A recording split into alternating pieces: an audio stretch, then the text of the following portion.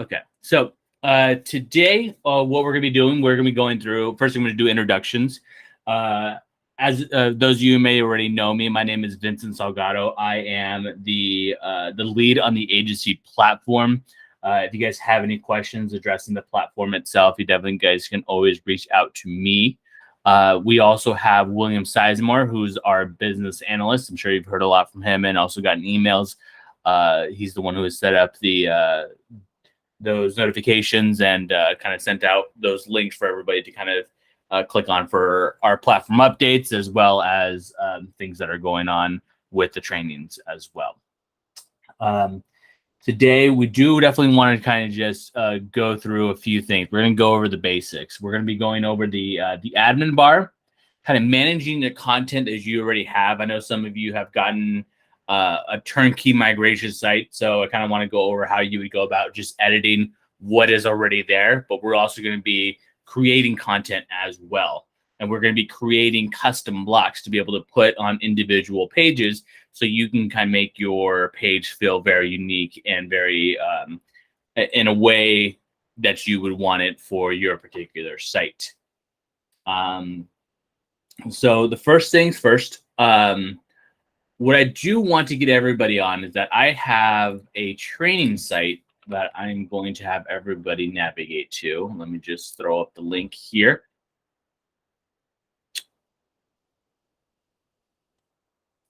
It is in the chat. So go ahead and click on that. That kind of just gives us a working kind of just platform for us to work with. So don't worry about once you guys actually get in there, you'll be able to kind of play around with it, and don't worry about breaking the site itself. It is backed up. So to start things off, this will be a kind of a working session. I kind of want you guys to follow along. I'm going to have you guys do certain tasks. So the first thing I'm going to have you guys do is actually log into the site itself. So going to that same email address, or sorry, that same URL, you are going to go ahead and click on this link here, which changes to user. You want to enter in your username is going to be training user, and then your password is going to be password with a capital P, 1234. I'll give everybody about a minute to do so.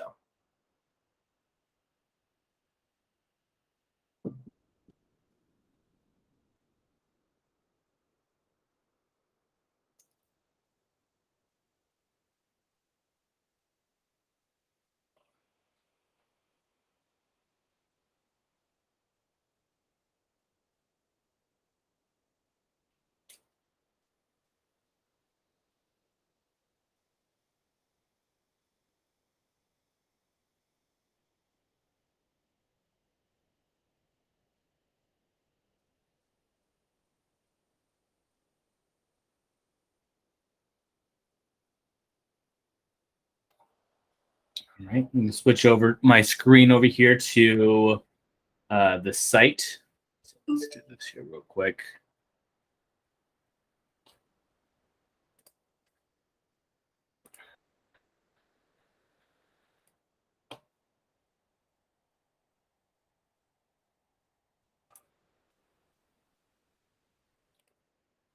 So once you log into the website, the page that you'll pop up on, it'll probably say member for however many weeks or months or whatever it has been. That just kind of lets you know that you've logged in to the site itself. The other thing that you will notice is that over to the left side is going to be the admin bar. So some of you are just content editors. That's what most people are on our website. You might see a little bit less icons here on your admin bar. This one we're working with a little bit of an elevated permissions just to kind of show some stuff off here. So I don't have to keep jumping back and forth between this and an admin role. But what we're going to be going over today is exactly what you're going to be able to do with your permissions. So again, to the left side is going to be this admin bar. All these different icons take you to different things. So for this first top one is going to be this tools menu. Here you'll be able to flush the cache in case you change something on the website and you kind of want it to update, refresh a little bit. Some people, in case you're not familiar with caching, what caching does on a browser or on a website, it actually allows when somebody visits a website, it caches all the data, images, text that is in there, and it allows it to actually allow people to load the page faster because it is saving those type of things in their browser. So sometimes when we update content, it doesn't get updated right away for our users. Sometimes we need to clear the cache for them in order for them to kind of view the new changes that you made. It does happen pretty quickly, but it's still just one of those things. If you're trying to look for it to get right away, it's always a good thing to kind of just flush the cache after you change some things around. Going down here a little bit, the other thing you'll notice is going to be the content. So this content icon, this is where you're kind of your go-to place to kind of either add content or manage the content that you have. And we'll go over that in a little bit more detail here in a second. Next, you have your structure. These are for more creating reusable blocks. We won't go over to the reusable blocks today. That'll actually be in our advanced training.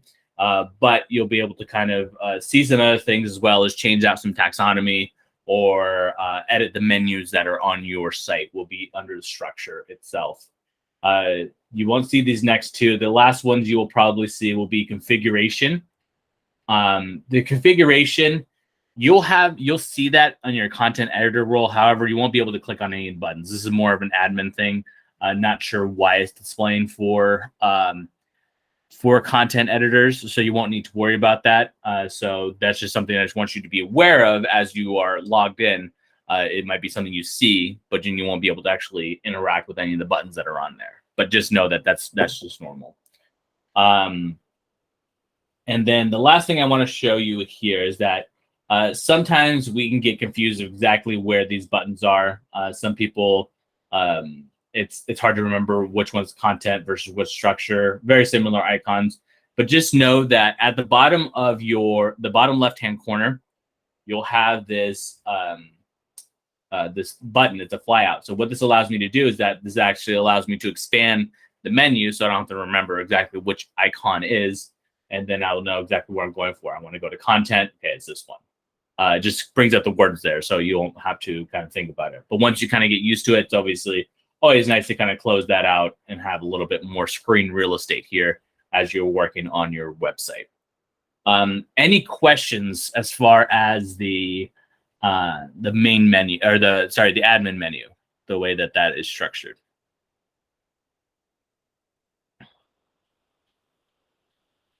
Okay. So as far as also admin menus, one thing I want to point out, I think this is something that is not too apparent to people while they're working on their site. But in the bottom right-hand corner, there is this button that says feedback. If you go ahead and click on that, this is another admin feature. It doesn't matter where you're at in the site, whether if you're working on a particular page or if you're in the back in the admin menu, and say you're trying to do something and you have a question, or if you have something's not working the way that you think it should be working, this allows you to click on this button, this feedback button, and actually allows you to submit a ticket to directly to our maintenance group. It goes to our Sharewell ticketing system as well as our project management system within Jira. So this actually allows us to kind of get back to you more quickly. This also allows us to know that you're an authenticated user within the site itself. So we don't have to go and check to see if you're a user that's allowed to make those kind of requests. And also this cuts down that back and forth of exactly what are you looking at, because this will send us the exact page that you're on. You can write a description of exactly what's going on, and then you can also take a screenshot of the page itself, and then you can highlight exactly what you're talking about. Say something like, hey, this user action button's not working, and then you can at least highlight exactly what you're talking about, and then being able to add certain notes to it as well in case you need to, and then you can finalize the screenshot, take it, and it'll be submitted along with your ticket. It helps us out as far as kind of sifting through what people are exactly going on with their website. So that's always a good feature to kind of go through in case you are running into problems. And of course, write some type of detailed description, a summary, and then you could even upload your own images in case you need to. And then you can finally just send that off. And then that'll go directly to our maintenance team. It helps us out with the workflow for sure. Any questions on the feedback itself? Okay. And that's something that we're going to be working on to make that a little bit more apparent. I think people kind of forget about it while it's tucked away there in the bottom right corner. We might eventually just put it into the admin menu, so it's a little bit more visual. It's a little bit more apparent for people to kind of be able to click on and add that feedback. All right, so moving on. So now that we got familiar, we're getting pretty familiar with the admin menu, the feedback, of how we can be able to report problems and things that we're seeing. If you have gotten your site through the turnkey migration and you want to edit content and you kind of don't know where to begin, the first place I always recommend, if you're looking for content or you're trying to edit or manage the content that you are that you want to be working on, under content, I definitely would recommend starting with the overview. So if I click on overview, what this does is that this will bring up all of the content that is on my page, whether that is just basic pages that are found throughout my site, events that are coming up that I have posted, news, press releases, those type of things. So this is kind of your one-stop shop to kind of go in there and take a look at something. So if you know exactly what it is called, so let's just say, I can also search for those type of things. So say I wanted to press news for example, let's see if that pulls up. That pulls up the content type that's titled as such. So it's just kind of an easy way for me to kind of easily search that content. And then if I want to go in there, I can go ahead and click on edit here. There's also ways of just doing kind of bulk things that if you have a few, if you want to take a look at something that's maybe just events that are coming up, you can always filter it out by that content type. So I want to see just events itself. I can filter it, and it shows me all the events that have been created on this website. And then in case I wanted to do something, you do have some action down here that you can do at the bottom of the list. Whereas if I were to highlight everything and I wanted to unpublish all of the events on my page, that's just something where you could do it by bulk instead of doing it individual. Just something to keep in mind in case you need to do anything like that. And then obviously you could just look at everything that is unpublished versus everything that is published. So in case you wanted to see what is being worked on, something that is unpublished that maybe I need to publish something, that's just a kind of a good way to kind of do that as well. We also have this language thing in here, but this is probably going to be removed. That's no need to worry about that. But any questions about the content overview page? Yes, Renee. So I have some files that I'm trying to upload, and they are the wrong ones. So when I try to link it, it's still coming up wrong. Is this where I'm going to go to remove those out of the resources? Yes. So if you are going into your resources and you need to change out something, let me see if I can pull up one here. I'm just going to content. I'm going to search the resources that are on here. Say for this one, for example, you will search by the title of exactly what you're trying to change. So for this one, for this resources 2, for example, if I go into the edit and I need to update the actual document or the link itself that it's pointing to, this is where you go. You can just exit out the document itself. I think there's a little X button that removes the document, and then you can add in the new document at that time, and then you'll be able to upload that there. But I've done that.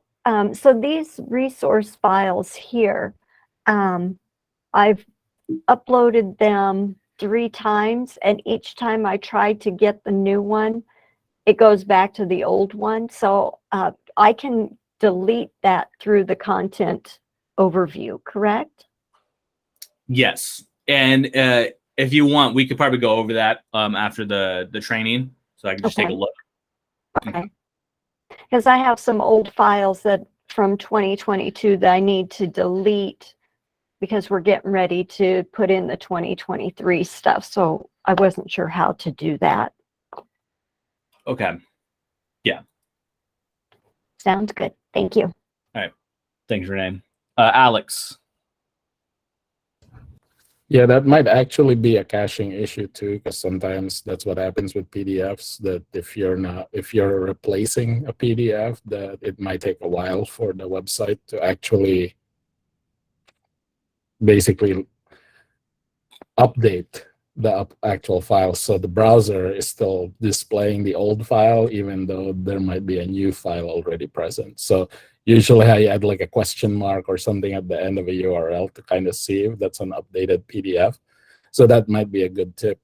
But Vincent, you might want to go over the basic settings too, because also I found out with a lot of these turnkey migrations is some users don't actually update their basic settings, so they still have some default values in there.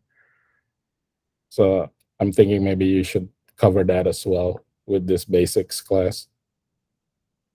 Okay. When you're saying the settings, what are you talking about? Just the site settings? Yeah, the site settings. Okay. With you have a little bit higher permissions than normal people, Alex. People don't have access to their site settings.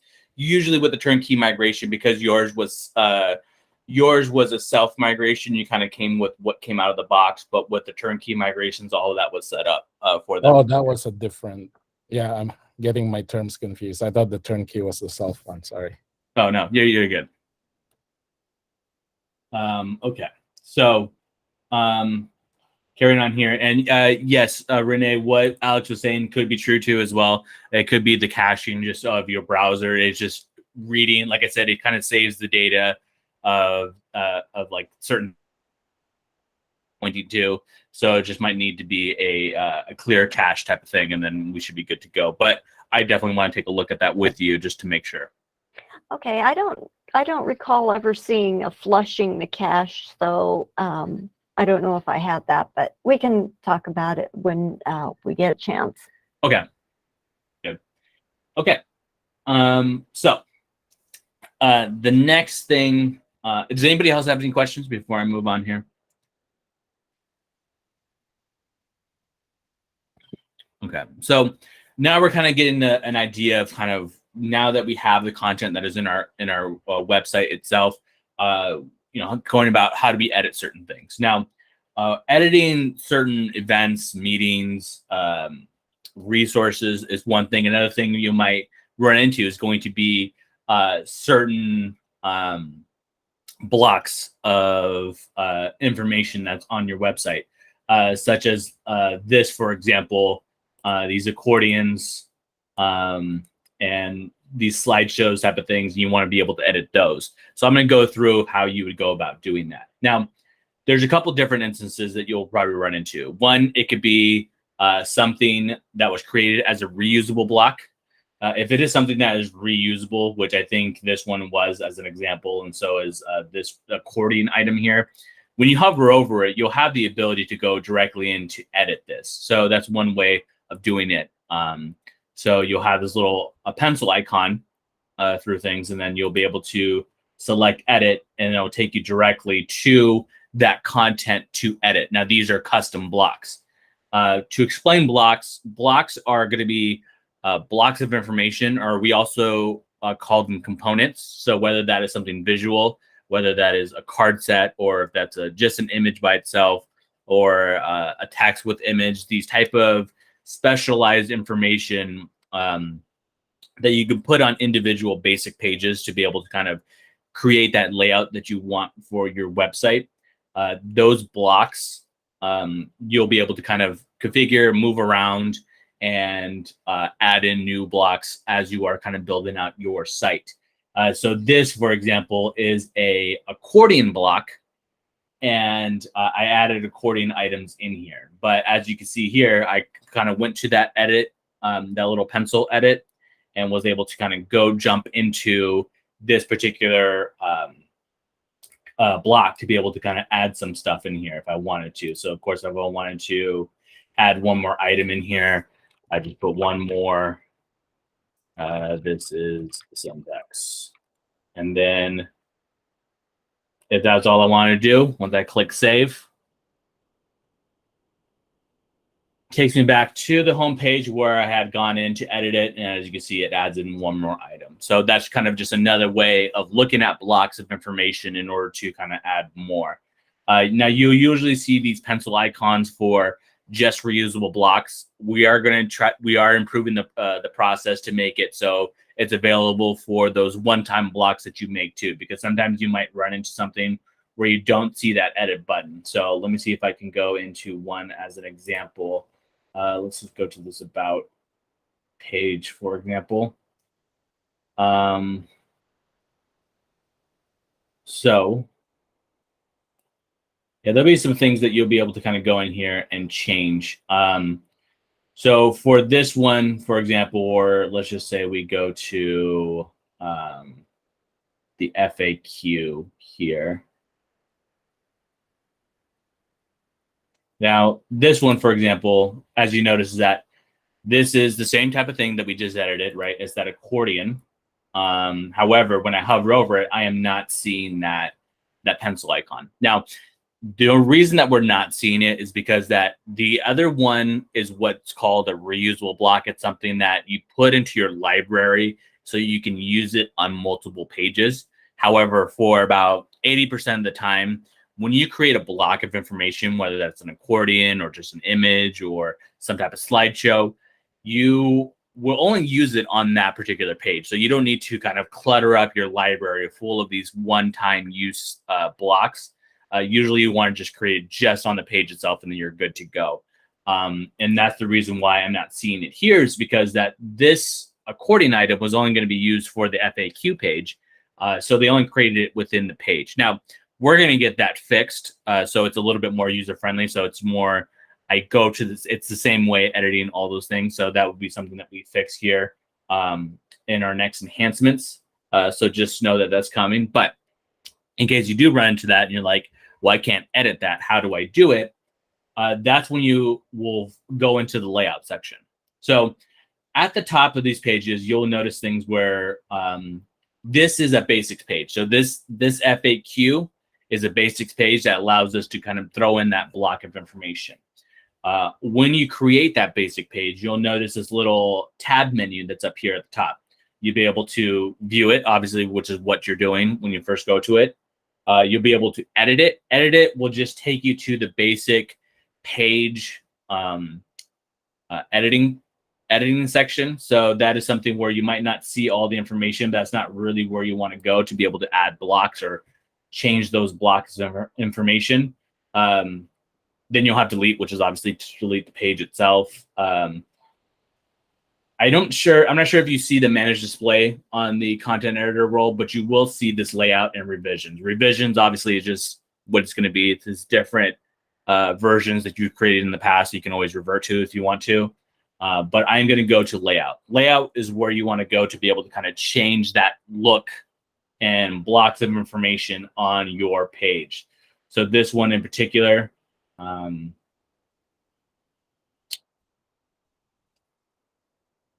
then it seems that that's broken a little bit, but here we actually will have the accordion item here. I'm not sure why it's not showing up there, but it should be. So if I go in and configure this one in particular, this actually brings up the this accordion item. I'm not allowed to edit this. I'll have to check to see what's going on there, but let's just go to a different page here, for example. Going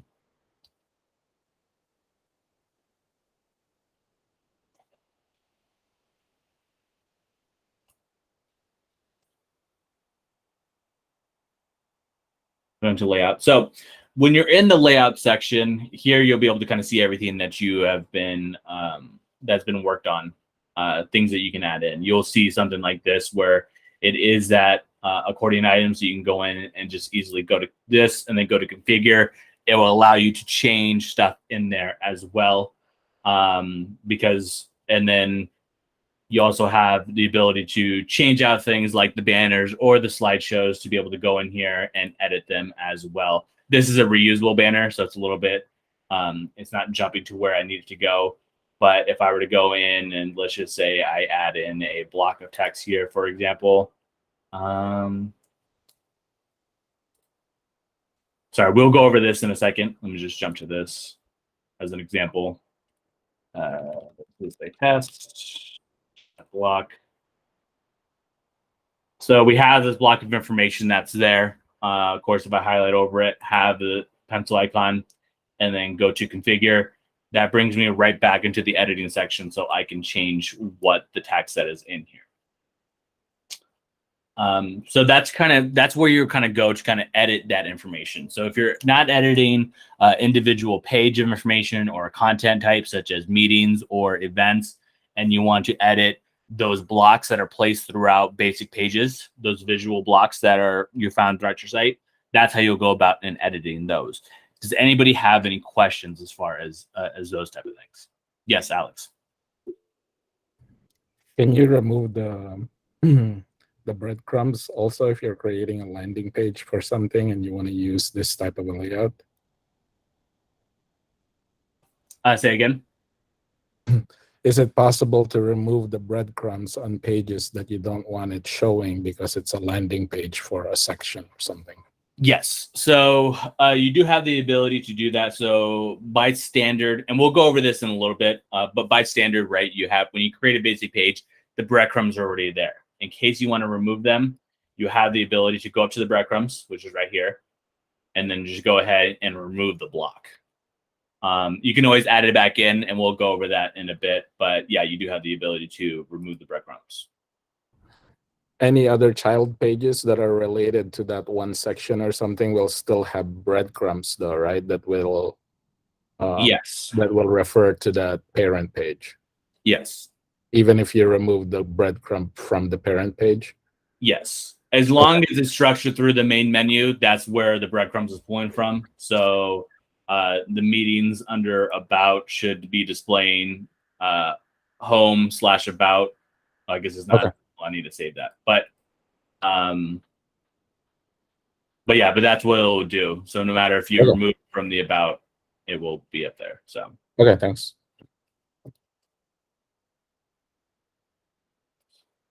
Okay. Any other questions on editing blocks and editing just content on your site? I did want to go over that a little bit more in depth because I know that a majority of you are just kind of getting their site already kind of pre-built, and I want to make sure that you understand how to edit content that is already there before we go into creating new content. So there's no other questions kind of going on here. Now, the next thing I want to cover is going to be creating content on the site itself. So if you want to create new meetings, new news postings, or basic pages, resources, where you would go about to do that is that if you go to the content section, just below the overview, you'll see this add content. So I'm going to go ahead and click on add content here. And these are the various content types that we have out of the box for our Drupal sites. So depending on your site itself, you might have additional content that's in here. That's not just our default ones, but today we're just going to be going over what is defaulted out of the box for our new Drupal 9 sites. So taking a look here just at the top, we have basic pages. So basic pages are going to make up the majority of your site structure.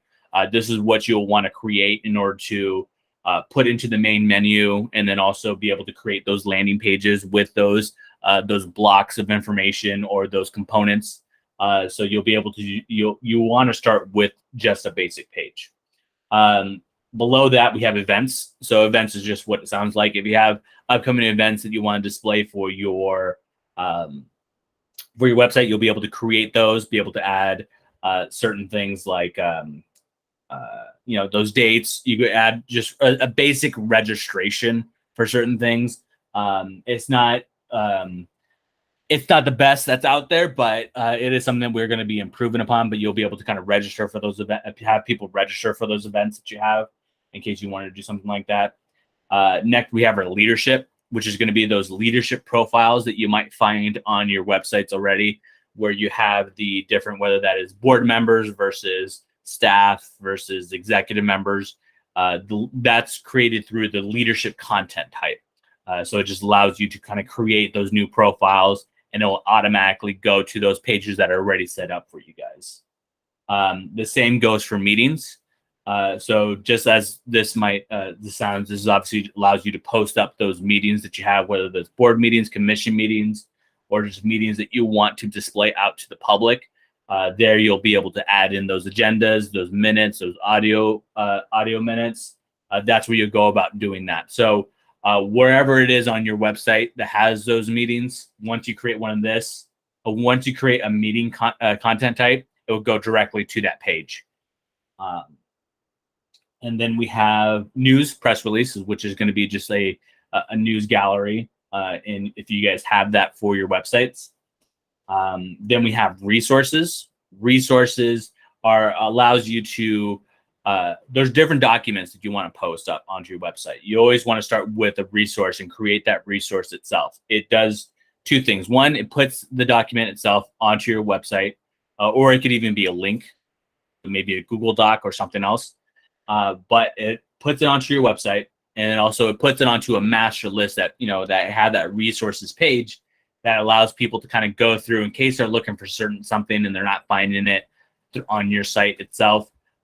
They can go to that resources page to kind of find exactly all the documents that you've uploaded onto your website. So you'll be able to kind of create those there. And then we have services. So services is something that's new that we're introducing. I know some people have questions about it, but essentially we want our agencies to start identifying what those services are that their agency provides. Because eventually at some point, the governor's office, az.gov, what they want to do is to be able to pull in all of those services from all the various agencies, so they know what services that the state of Arizona actually provides. There's always been a problem with kind of keeping those things up to date, whether that is agencies who remove services or add in new services, and then they don't report them, then we don't know what is up to date. So if we hand this off into people doing it on their websites, they'll be able to do it, keep everything up to date on their websites, and we just pull in that information so we know that it's up to date. That's the goal eventually for the services. And then lastly, you might or might not see these web forms, but that's just to create a web form, and that's a whole nother training that we can go into, is just web forms by itself. But does anybody have any questions about these content types? Yes, Alex. So on the services content type, you guys already have a pre-built taxonomy for them. Is it okay for me to change the taxonomy for the services content type? I wouldn't change anything, but you can add on to it. Okay, because then if I add on to it, there would probably be more confusing for the user, because there's going to be a lot done. The closer you can stick to that, I would just say stick to the taxonomy that's already there for those services. Just because I think they just want, that's the standard language that was approved by the governor's office. So I think adding it on wouldn't be an issue, but it might not translate to when they're trying to search it or link up things together in that eventual az.gov services page that they want to create. Okay, so just try to fit in what we think these types of services are, even otherwise create new ones. Yeah. Okay. Yes, Lauren. Hi, Vincent. In the past, before Drupal 9, there was a file manager link, and we could use it to just do very simple, uploads and deletions and organization of files. First of all, is that kind of thing available anymore? Yes, that is available. Okay, I'm going to want a link to that because, and the reason I ask, and the reason I found it so handy in the past, we, on some of our pages, we like to upload like mostly PDFs, and then we will have pros that will say, and please just click on this link here, in bold or whatever, and then it will link to that PDF. And it's right now without that, I have to go through a kind of a strange approach of using the resource content feature. And anyway, so please, by all means, share. Okay. Yes. So I will definitely go. I could probably go over that in a little bit more in detail with you, Lauren. We can probably schedule just like that's fine, or another time. Yeah, but yeah, Yeah. that just does my heart good to know it's there. Thank you. Yeah. So under your content page, there's actually a files and media. So I definitely would start with just media, and you can go to the media overview. And what you can do is that if you're just looking to just upload those documents, you'll be able to kind of add in those documents here. Here's kind of just the file management. This has everything in here, whether that's the audio files that I've uploaded, images, documents, event images. You can sift through this library of information here as well. There's also a file section that's under here as well, where you could take a look at just the files themselves, maybe replace some that are in here without having to necessarily go through and change out the resources themselves. There's kind of ways of going about and doing that as well. So, but you'll be able to find that there. We can go over it more in detail if we schedule something. Got it. Thanks. Okay. So the thing that I do want to kind of just go through here with you guys is going to be creating that content, and we'll get into our first task here. So if I was going to add a content, let's just say I'm going to go through resources here as an example. So I'm going to create a new resource. So when I go ahead and I do that, I have what is known as their fields. I have to fill out this information in order for me to be able to post up that content that I'm trying to do. So for this one, for example, I want to post up a new resource. So let's just call this new resource. You could do the different types of document types that may go along with this. Let's say that this is a strategic plan that I want to upload.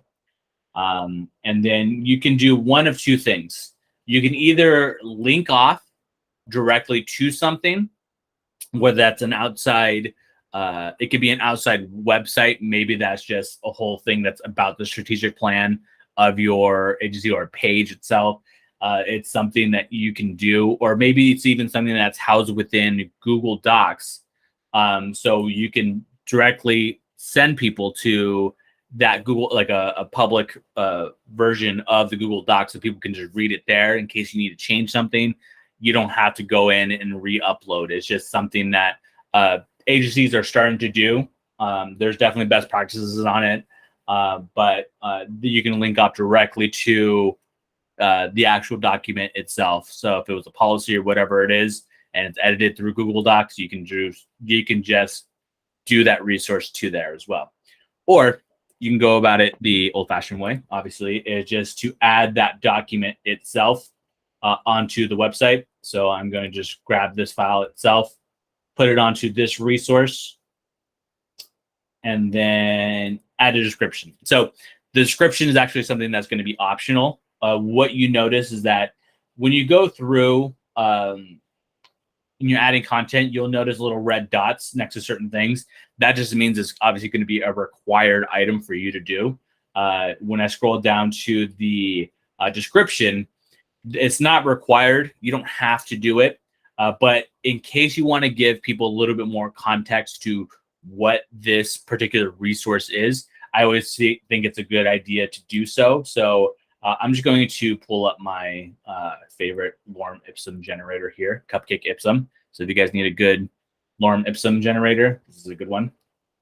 So I'm going to highlight just this first paragraph, bring it back in. I'm going to throw in this lorem ipsum into the description.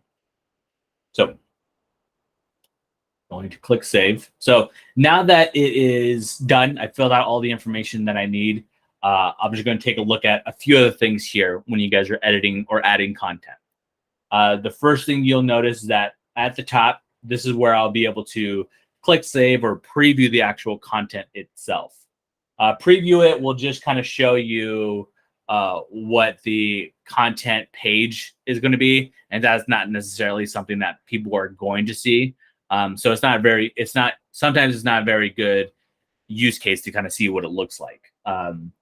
But you do have the option to have it save it while it's still unpublished or have it be published. By default, obviously, anything that you're posting, it has that published check mark there already.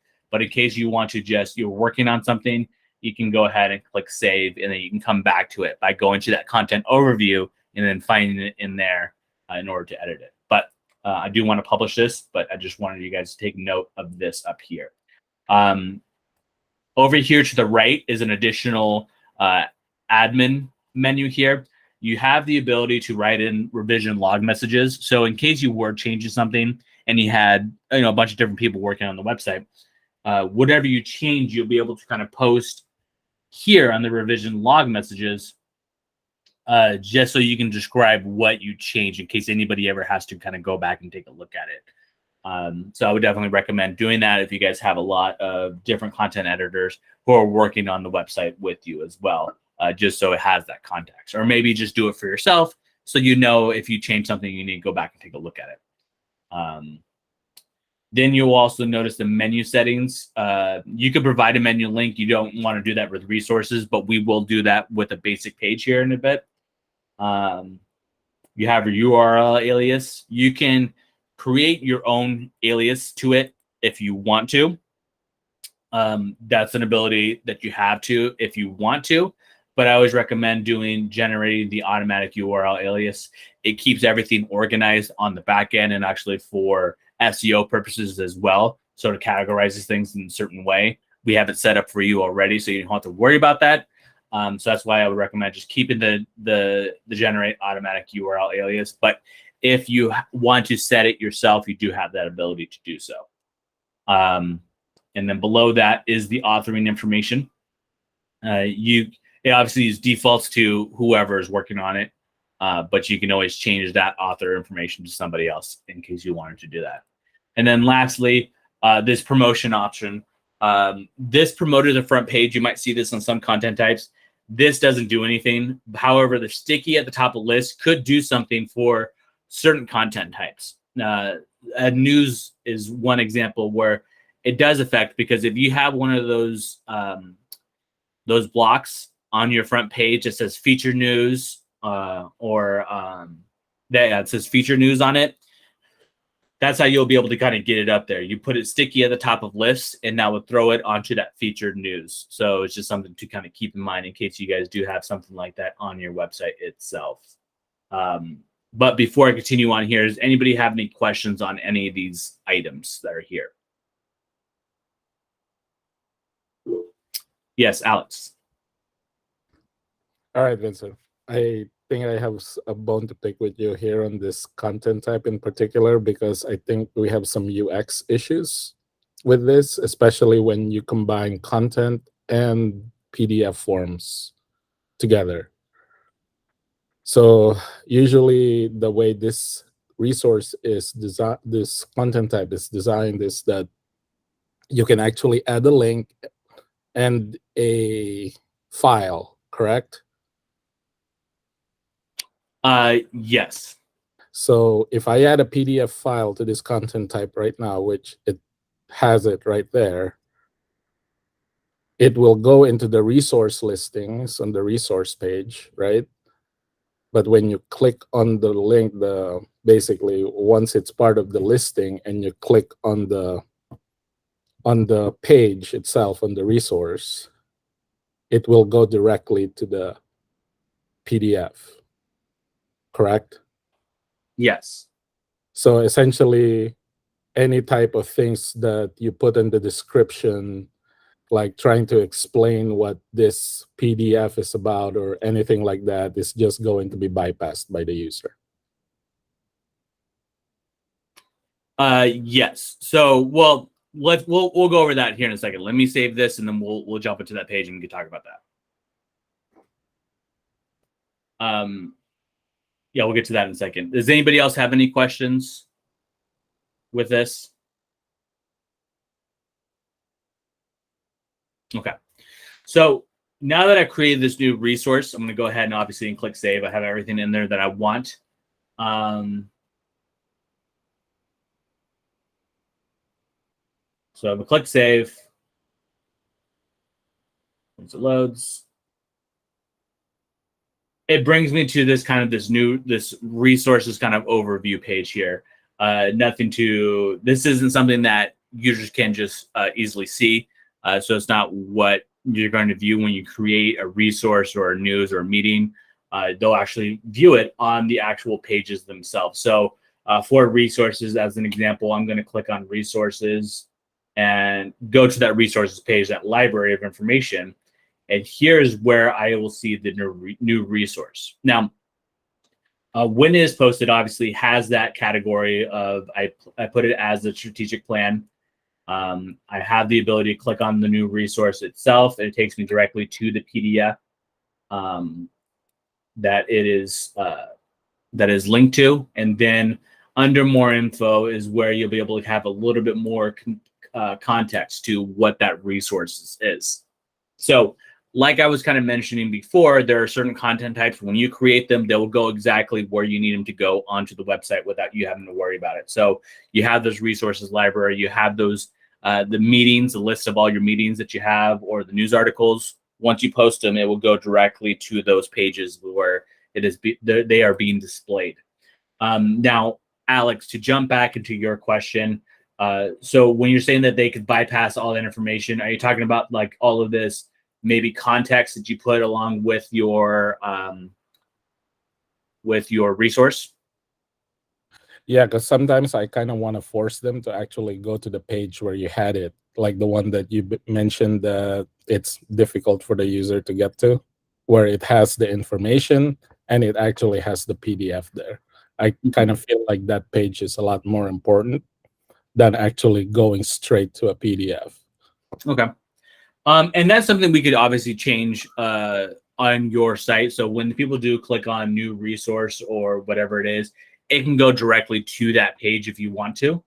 And we could set that up for you. However, by default, because this mainly has been just a library of information, what people kind of want to just get to is be directly to the actual document or link that they're doing. So if this was, let's just say, strategic plan of 2023, and somebody wanted to go directly to that, from what our feedback that we've got, people want to go directly to the actual document or the link that it is going to.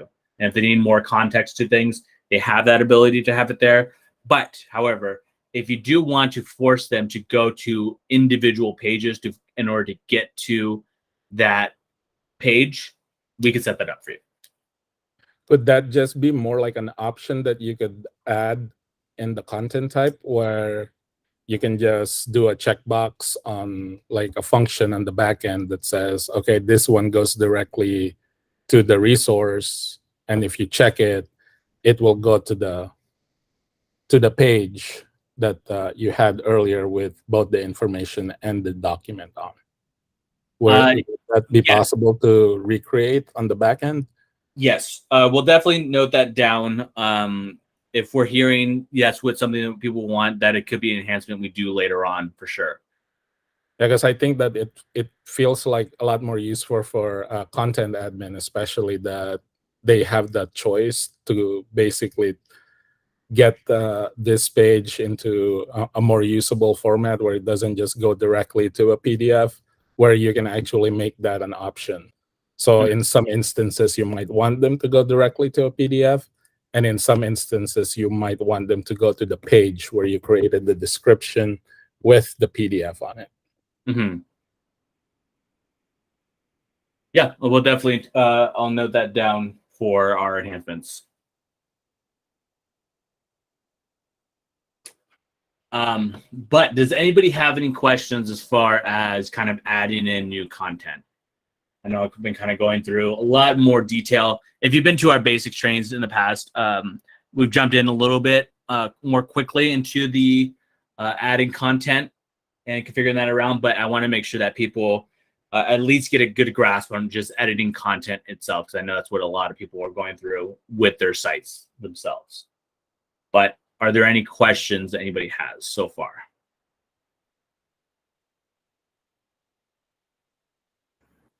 Yes, Mary. So it's actually bringing up a question for me. I'm getting ready to what I need to do, I guess, is more along like what Alex was just saying. I've got probably at least 30 Excel spreadsheets. I have to update. I have to create a new page and then add roughly 30 Excel spreadsheets that are the agency travel reduction survey report cards. And so I need that page that'll be, and I have my old ones that were moved over. And so is the best way for me to do that is to add all those spreadsheets to the resources and then create the page and connect each one of those individual spreadsheets. We can go, I guess I'll need a little bit more just kind of visual of exactly what you're trying to do before I give you exact advice on that. But we can definitely go, we can schedule something and I can go through that with you. Okay, because I mean, like I said, 2020, 2021 already exists. So there is, like, it already exists for the previous year. Those were moved over, but I'm connecting it just in case anybody else on this call may have something similar. And it's just what Alex just brought up made me think of that. And I actually have to do this in the next 48 hours.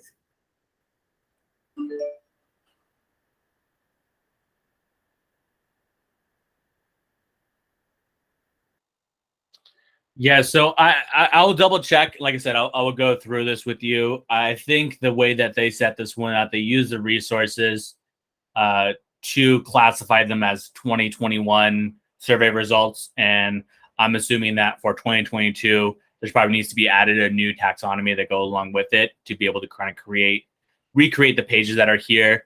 But I will definitely help you out with that later today if you want to schedule something. If you need to get it done soon. Okay. All right. So I do want to jump into the next part here. What we do is that I kind of want you guys are logged into the site.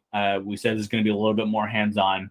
I know I went a little bit deeper into kind of just the configuration of stuff, how things work and how you're able to edit content, but I want you to be able to kind of add some content, play around with the site itself.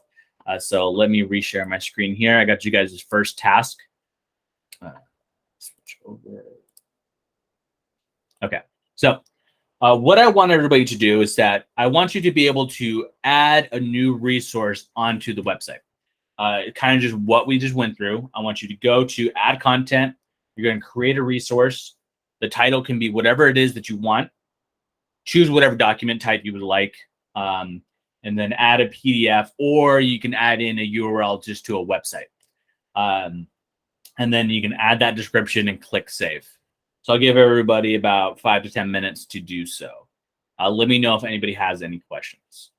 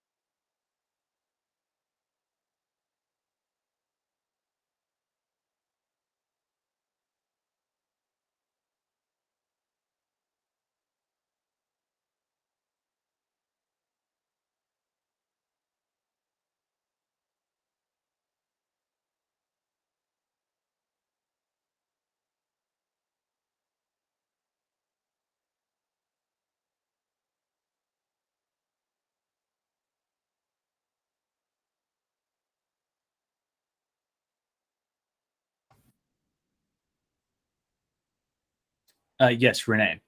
Vincent, does it have to be a PDF or can it be something other like an Excel or Word? Let me look to see. I wonder if our default has those in there. I just want to double check before I give you the wrong information.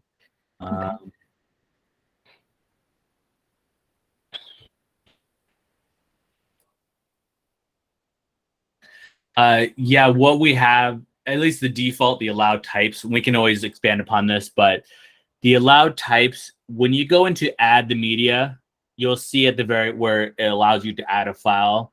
It says the allowed types below it. You have your text file, a doc, docx, PDF, Excel file, and the XLSX files as well. Okay. So in case there's something more that you want to do, we can always help out with that as well. Okay. But that's just the default we have. Sounds good. Thank you. Hey, Vincent, isn't there like an issue sometimes when you do have to add Excel files or doc files as some like a media that when you're opening it on a browser, it basically just downloads instead of opening, right?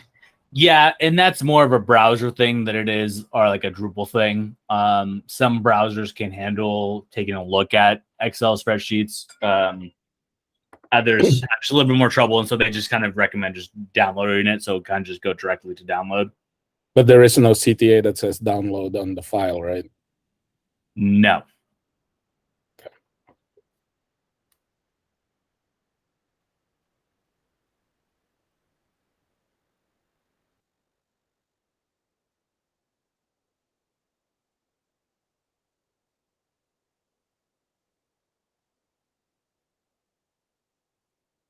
Actually, would it be prudent to create a different view for those types of files so that you can actually create a CTA for those instances? Say that one more time. Like maybe, like if, for example, if you are downloading like a Microsoft Word or a Microsoft Excel file, could that just be a separate like area that you can use so that when it shows on the page, it shows up with a call to action that says download file or something like that instead of just a default, like it's an icon for a PDF that when a user clicks on it, the user will assume that it will open instead of it getting downloaded. Possibly. I mean, one thing that we're going to be doing is having at least icons identifying what each of the files are that people are looking at. That'll be something that we want to add in with our enhancements. But that'd be something we're looking into to see how it's the user interacting with it and how we make things a little bit more apparent of what they're doing.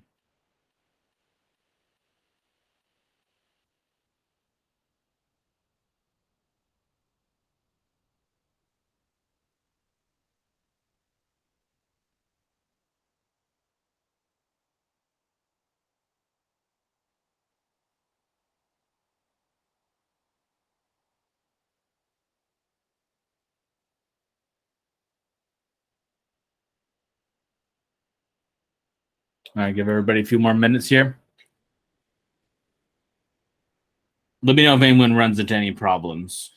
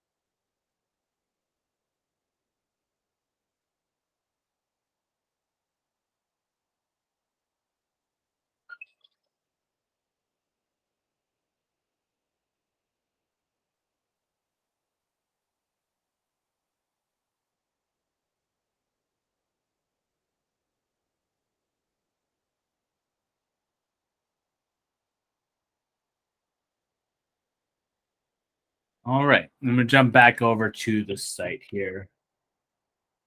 Let's see.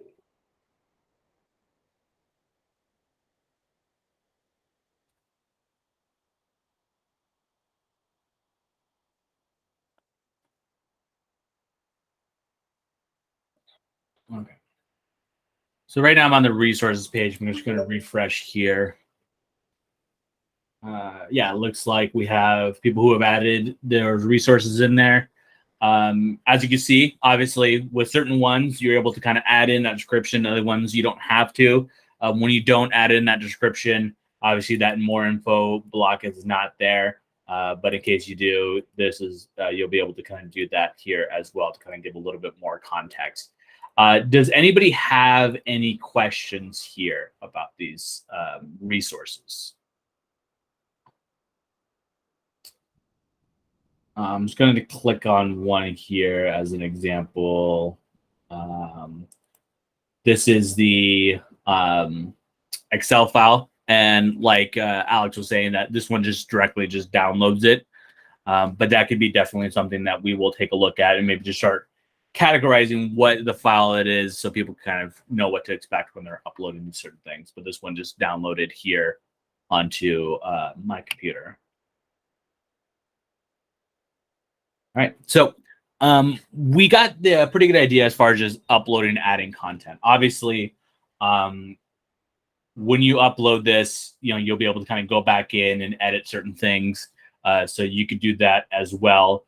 For this view, for this particular view for the resources, you will notice that you'll have this little pencil icon for each individual resource here that we're taking a look at. So if it was something where you guys wanted to just directly delete a resource from this view as you're viewing it, you'll be able to do so just kind of quickly. So for this new resource, the one that I had posted, I'm just going to quickly delete it. And just shows you just kind of how you can quickly manage that particular library of information there as well. You'll be able to do the same with the news articles and the meetings, just kind of quickly go in. And if you needed to edit something, you'll be able to kind of go in here, click on that, and then go to edit. I definitely would recommend, if you guys see that quick edit button under some of those things, that's something we're going to be getting rid of because it tends to break the site more than it actually helps. So it's not really a quick way to kind of go in there and edit certain things. It's not that useful.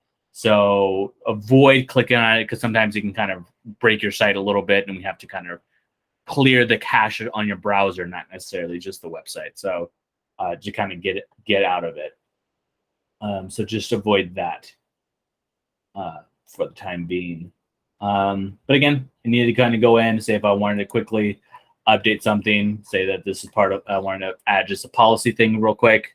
When I click save, it takes me back to the resources page I was just at. And then now policy has been added on to that particular document or that particular resource for the website. Any questions on this? Now, the same will be if you're adding in that a resource or if you're adding in an event, it's pretty much the same, just things are a little bit different. So if I were to go in and add an event, it's set up the same way. I have the fields that I need to fill out. I have different categories of events for this particular one, content type. I can add in an image. There's a default image that's already there, but if you just remove that, you can add in your own image in there for the event. So you have that ability, and then you can play around with you can add documents, descriptions, and tags for for this particular content type. Again, very familiar, just different things that you have to fill out, different fields, as we call them, you have to fill out. Now, what I do want to go over next is actually going to be creating a basic page.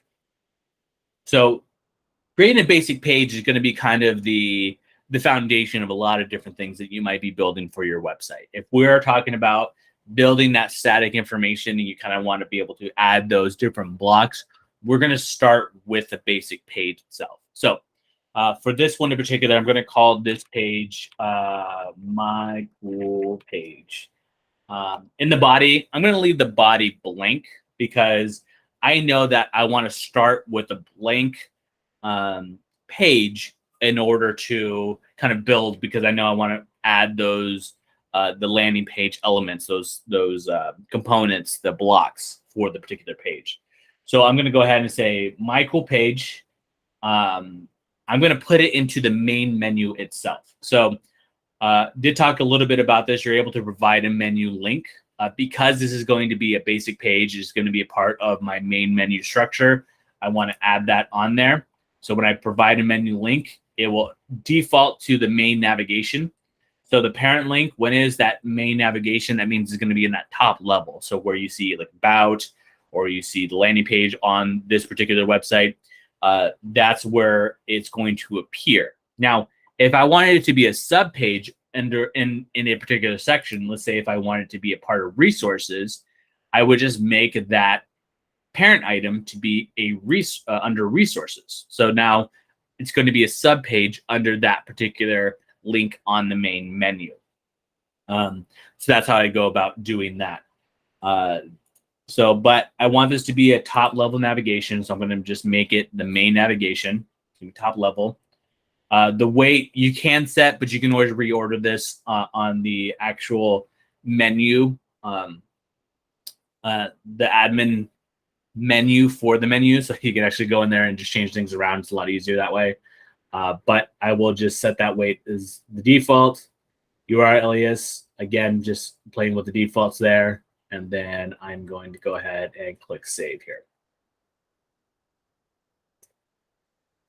So now I have my cool page. And as you can see, it is up at the top navigation as well. So you'll be able to kind of just navigate to that. It's published already, so people will be able to see it. So one thing I do want you guys to note here, in case you were testing it out, right, and you're saying, well, I'm not ready for it, but I'm going to keep it unpublished. Just something to keep in mind. It is kind of it's a Drupal 9 thing that it's a little bit annoying because it can be confusing. So if I were to unpublish this page as an example, and say I wasn't ready to display it, when I click save, it's still there in the main menu. However, it is only there because I am logged in. If I was logged out of the site, I would not see it because this is not published content. But because that I am seeing it in the main menu. So it might throw you off thinking that, oh, this is still being displayed to the public. I need to remove it from there. Just note that if it's unpublished, it is not actually being displayed to the public. It could be very confusing. It's annoying to me because it has confused me a few times. So, but just note that in case you guys do run into that issue, that is something that does happen with Drupal 9. So I'm going to go back in. I'm just going to publish it again. Yes, Alex. So how would you go about viewing the site without being logged in? Would you create like a private tab or something like that that is not being viewed or something like that? Because it's always default as I'm logged in whenever I log into our site. Yeah, especially with your site, because your site is a intranet site. You have to log in order to view it. So it's a little bit more difficult to test it on your site. So just note that. But on a normal site that was just public facing, I would just recommend always keeping up a incognito browser up, just so you can view it from that side of things.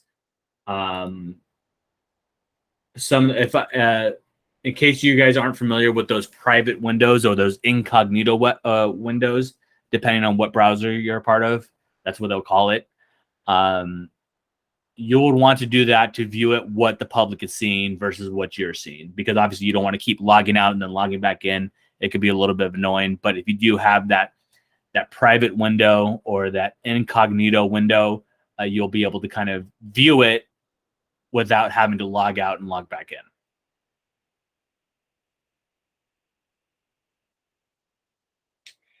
And Alex, as for you, as far as like when it comes to intranet sites, I guess the only other way would maybe have a different account somehow you'll be able to log in to be able to view it from that has no privileges, but be able to just to see it, or you might have to work with somebody who doesn't have the admin credentials, just a regular user on Connect, to be able to kind of see things. Yeah, that's kind of difficult on my end Yeah. right now, but yeah, that's kind of all I have to deal with. Yeah, that's just the nature of those internet sites and using Okta in order to authenticate to be able to see it. Okay, so now that I have my page here, it's blank. There's not much going on there, but this is kind of where I wanted to start with. Like Alex said, you know, can you remove certain elements to it? Yes, you'll be able to remove whatever it is that you want once you start working on this, because certain landing pages, maybe you don't want to have the breadcrumb, maybe you don't want to display the title the way it is. There'll be things that you'll be able to change around here. So where you want to start, obviously, is going to be the layouts.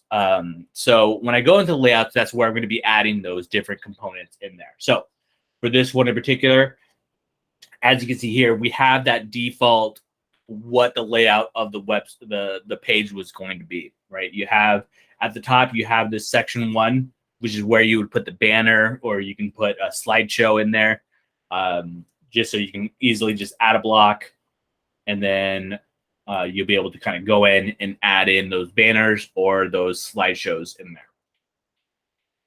And then you have this section here, which is kind of just this one column that goes across, where you're able to put in different blocks of information. Right now, this has just the breadcrumb and the title of the page itself.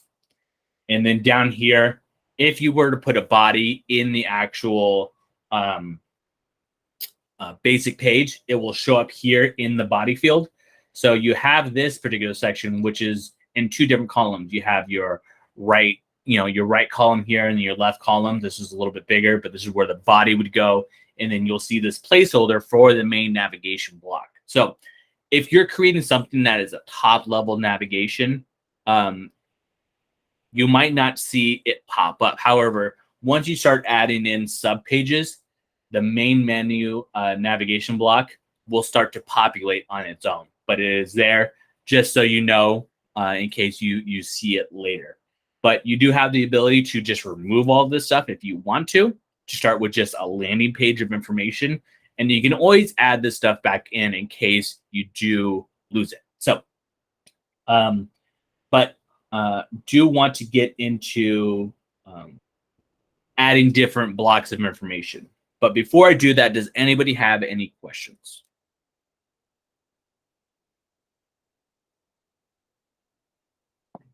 All right. So quickly, I just want to add in a block here. I want to add in a banner as an example of something that I'm working on here. So I'm going to create a custom block. And I'm going to create this banner.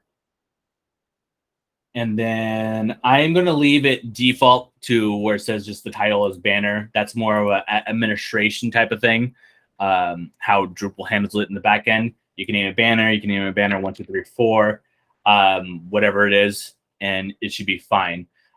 You'll see this display title. The only time you'll actually care about what this administrative title is if you wanted to display that title itself. Now, for a banner, for a slideshow, you don't want to do that because you want it to be flush with the top, the bottom, and the sides for your particular page. So I'm going to leave that as unchecked. Next, I'm going to put the title of the banner. So this is actually incorporates it with the banner itself.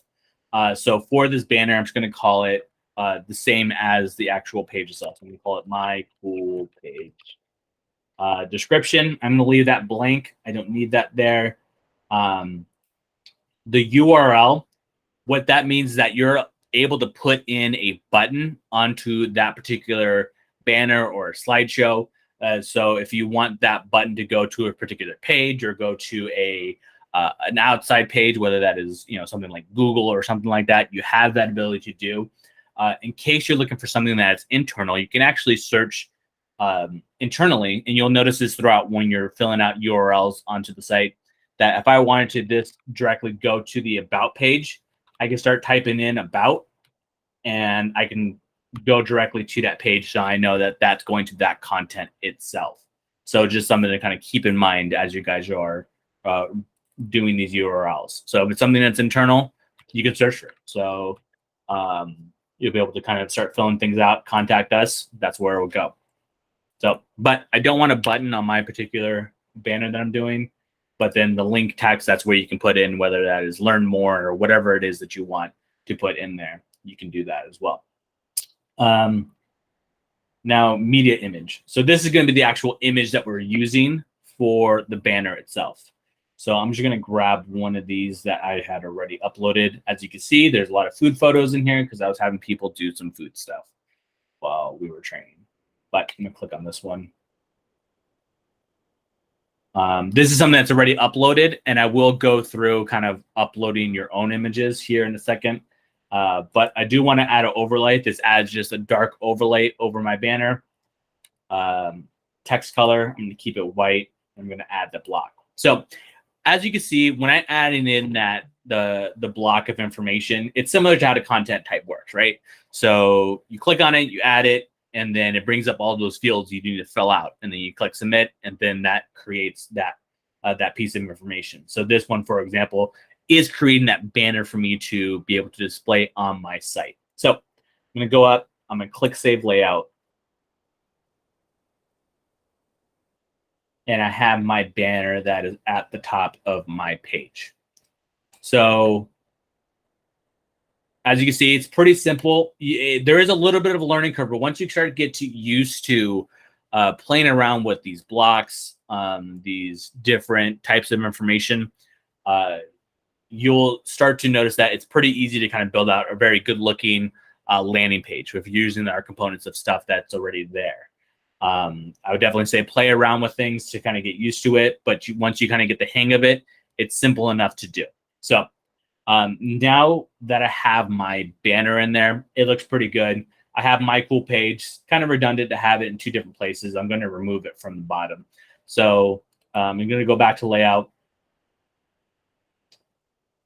and scroll down, and I am going to remove this block. Click remove. And then now it is removed from there, and I only have it just in the banner itself. So now that I have that information in there, I'm going to click save.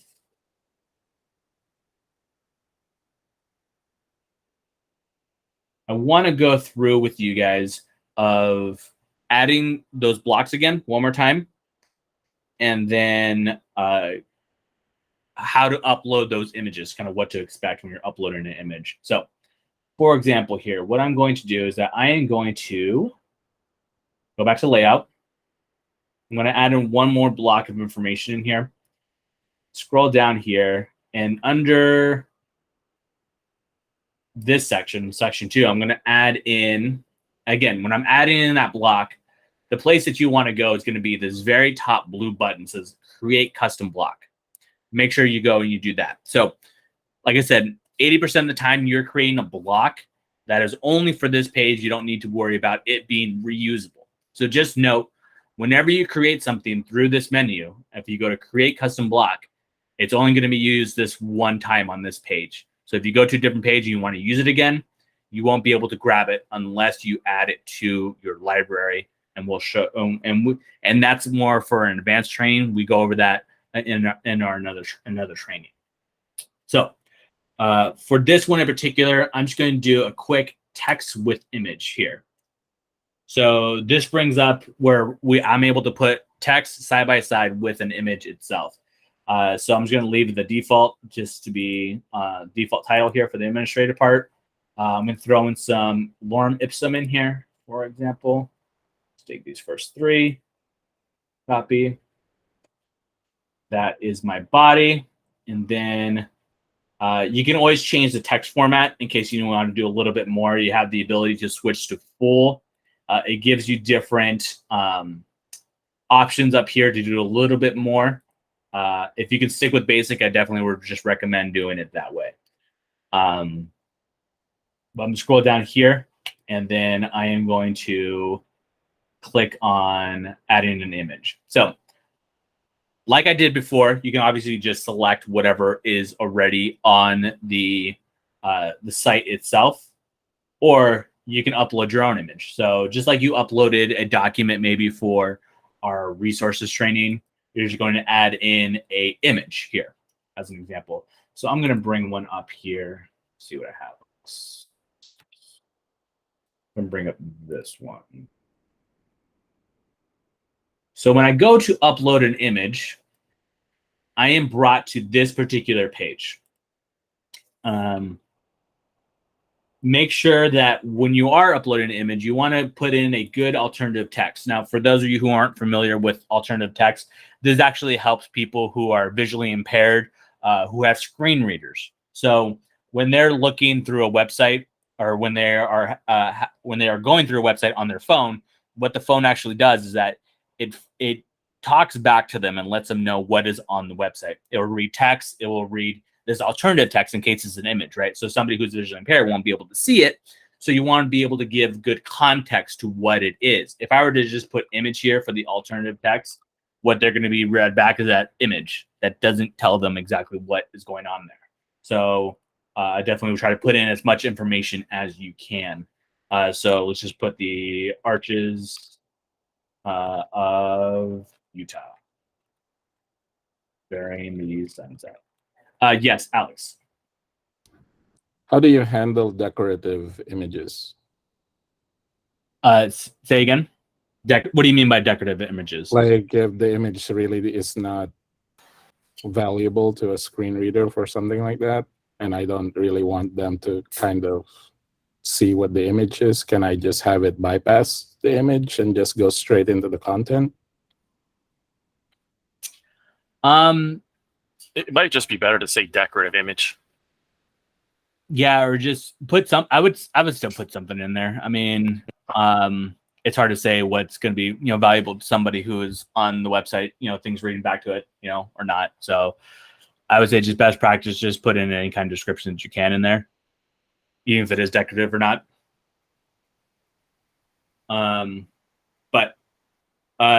So now that I have this particular image uploaded here, you will have these different crops in here. And it's important that you guys do these up front. So you can easily go in and set the crops for the image itself, because those crops are used throughout the site. So in case you were to use this image somewhere else, it is ready to go because you set that crop already.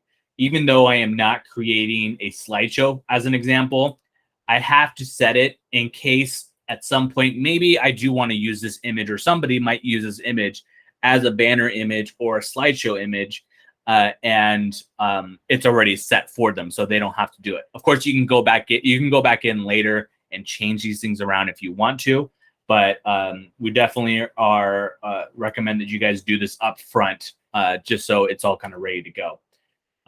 So you guys are gonna need to set the crop for each one of these things. So if you don't see the cropping applied below each of these different crops, that means you haven't done it yet. So if I click on banner, for example, just because I click on it doesn't mean obviously it hasn't been applied yet. If this looked good by the default, all I have to do is just select that right there, and then it applies that crop. But maybe I wanted to move it up a little bit, move it down, whatever looks best. And then lastly, we have the square crop. So now that those are all set, you can obviously change the name of how it is being stored on your website. You can kind of keep it the way it is, or you can change it to something else. It's up to you. And then this show and media library, you can ignore that. That was something from what we were doing in our beta test site. It just hasn't been removed yet. But I'm gonna go ahead and click save. And now that has been uploaded to my library that I'll be able to select. And then I will be able to, there it is. I will insert that there. And then I will add block. Yes, Will. I just wanted to mention, when you guys are cropping your images, something to pay attention to is called the rule of 3 and 5.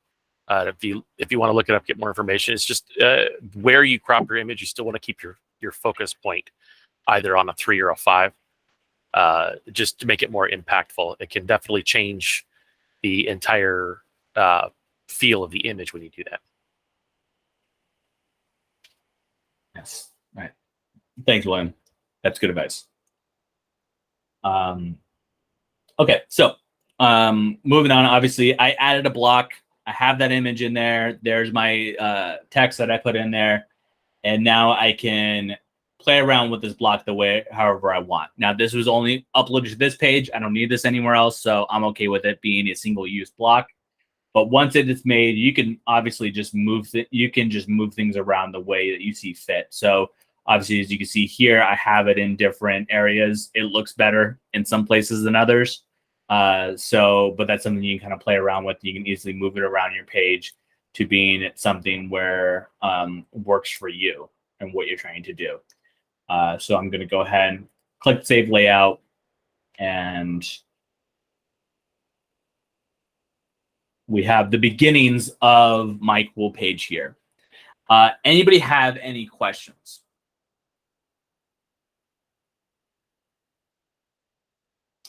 Okay. So we are about time right now. However, I continue on. I was going to throw you guys into the next task. You can stick around if you want to. We will do this last task and then call it a day. So if anybody has any questions, though, and they have to log off and want to answer before they leave, just let me know. Yes, Alex. I think I remember asking you this last time about just replacing a banner image and it wasn't working for you. I don't know if you guys ever resolved it. Replacing a banner image? Yeah, when you already have an established banner image and you just want to replace the image that's on it, and then it wasn't working on your end. So I was wondering why your banner images, the size is much thinner, but when I create my own, that the size is so much more wider. So I don't know why the behaviors are kind of different on our end. So I'll have to take a look at how you have it structured, because there is the banner and then there's a slideshow. The slideshow is larger than the banner itself. However, if you did run into an issue where you created a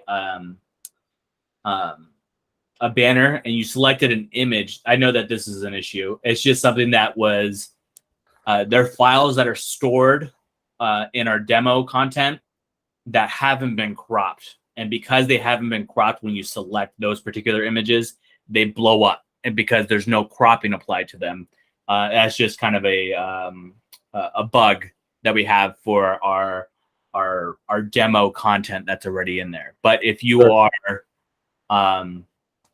are uploading them onto the site, you shouldn't run into that issue. So I mean, even if it's like a size that might be different from the ones that you guys created, it should still work, right? It should still pick the size that you guys were doing to create those selections on the back end, where it's a banner crop or a square crop and all of those. That's where it's pulling the sizes from, not from the actual file that we upload, right? Yes. Okay, so yeah, I'm just kind of like, I don't know why it would do that then, because my only thing was maybe I should size my banners the same way as you guys sized yours for me to get that same effect. So I don't know if that matters. Yeah, I'll take a look at your site to see if we can kind of run through that, see what the issue is there, to see what's going on. Yeah, because I remember you also having an issue when you tried to replace your own banner image in there. Let's see. And I'll try to replace mine right now. Let's see if I can get it working. Yeah. Here. I'm going to configure this. My banner. I am going to remove this one here. I'm going to add in a new banner image. I am going to use the one I just uploaded. Down. Select it. We'll update it.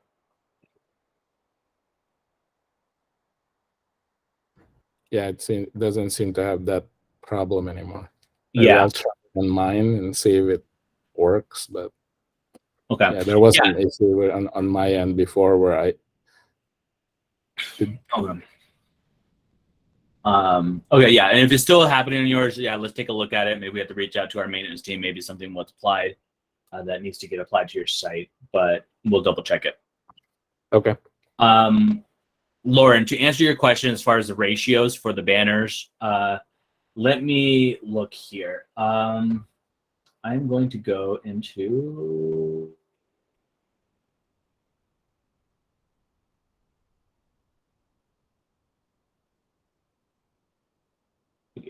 Okay. Pop-ups.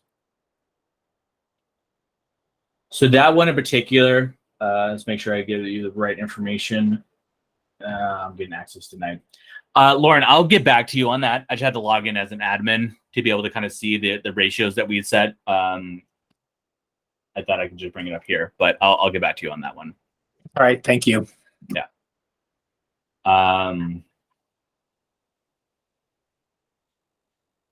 This one in particular, what does the ratio out to be? Let's see, at least.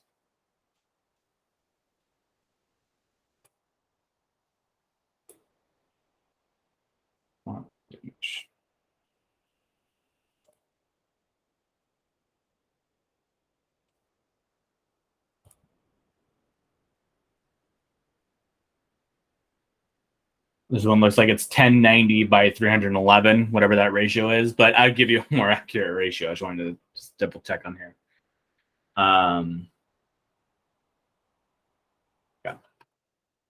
But yeah, so for those of you who have stuck around, just quickly, we have this other task here.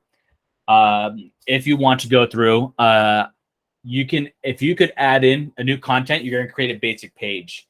You're going to add the title. Again, that title can be whatever it is. Add some lorem ipsum to the body itself.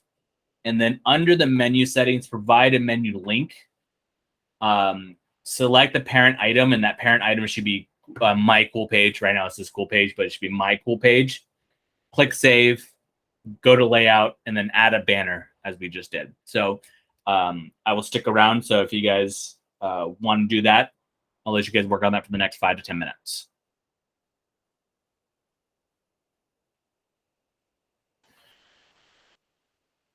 Hey, Vincent. Yes.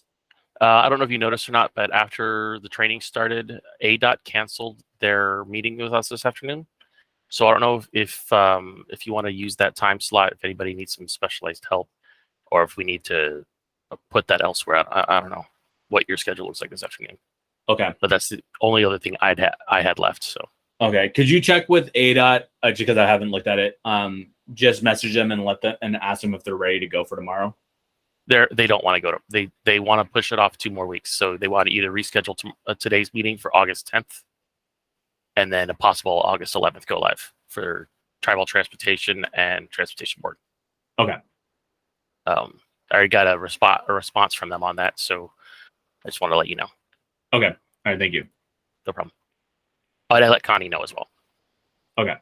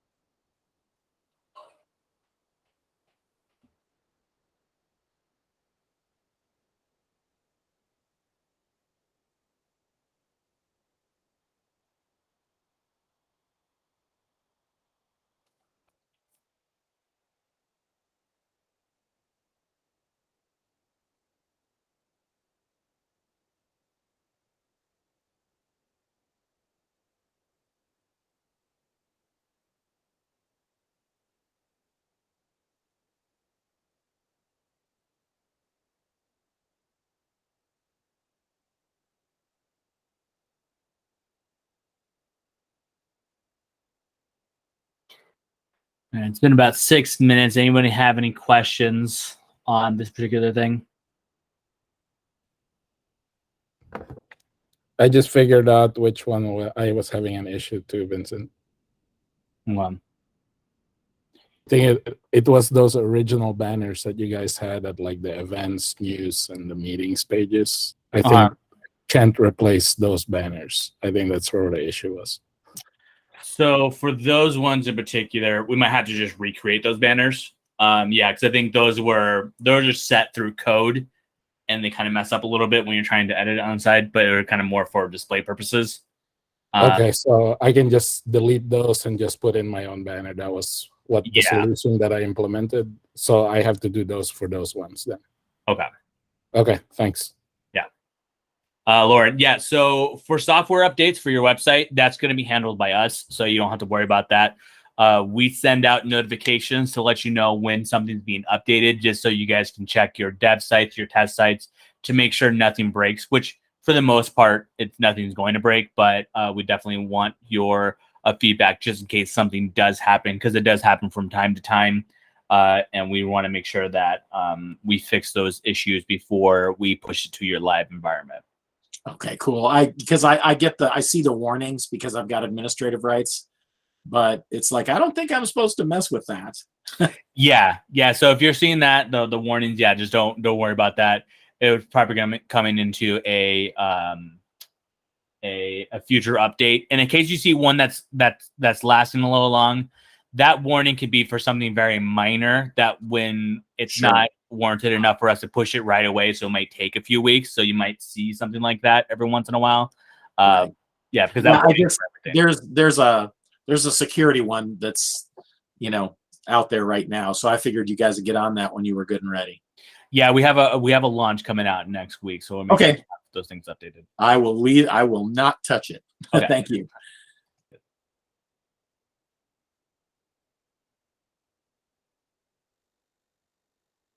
All right, we will jump over to this. Let's see.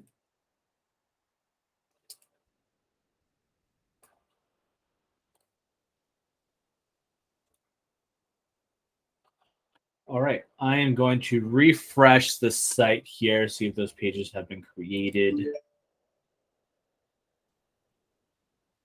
Okay, so now that those pages that you guys have worked on and created, and one thing you'll notice obviously is that under my cool page, you'll notice the little caret icon is now next to it, meaning that there's pages underneath mine. So if I go ahead and click on Alex's page here, for example, it brings up the page here that he's working on. As you can see here, it's starting to build out that sub navigation that's here as well. So that kind of just allows you to kind of post up multiple pages, keep it under certain sections, and it builds it out for you. In case you're just building a bunch of static pages, it's a good place to kind of just start. Now, if I go back to my page, the page that I was working on, one thing you might notice here is that for this page, now I have this main, this sub navigation menu that's starting to build, and it doesn't look quite right. It creates all this white space, but those are the type of things that once you start kind of going through and you're building out these, the structure for your site, something to double check on pages that you have already created, and then maybe you have to just shuffle some things around to make it look nice. So for this one in particular, I am just going to scroll down here, sift this information. So it is next to that main navigation submenu. So when I click Save Layout, it will look a little bit better than it did before. But you can easily kind of just move some stuff around, and you can still have that same effect, and it looks nicer and cleans it up a bit. So something to always go through as you're building out many pages. Definitely go back on ones you have already created just to double check to make sure some of those things are there. You can you could even remove that menu itself. It doesn't have to be you don't have to shuffle it around and use that thing. You can structure it however you want.